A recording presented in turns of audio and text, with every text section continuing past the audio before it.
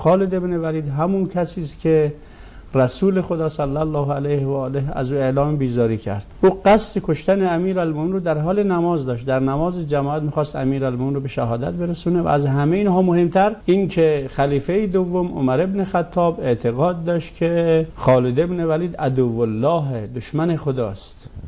خالد ابن ولید کسی است که به زن مسلمان تجاوز کرده، مرد مسلمان رو بیگناه کشته و به زنش تجاوز کرده. خالد ابن ولید کسی است که دروغ میگفته. خالد ابن ولید کسی است که مال بیت المال رو غارت کرده و به تعبیر خلیفه دوم در زیر نشیمنگاه خودش مخفی کرده و به زور تمام اموال خالد ابن ولید رو خلیفه دوم ازش گرفت، چون اعتقاد داشت همه اینها بیت الماله و صریح میگفت شما اهل جهنمید، نه تو، کل عالم و غیره اهل جهنم هستن و در واقع هیزم جهنم هستن. ولی بخاری از چنین شخصیتی روایت نقل میکنه، یعنی در واقع به حرفهای خلیفه دوم هم اهمیتی نمیده، اعتنا نمیکنه. خلیفه دوم رو میگه شرابخوار، دروغگو، دشمن خداست، ولی صحیح بخاری نه، راستگوه و ازش روایت نقل میکنه و این جای تأسف داره، جای تأمل داره.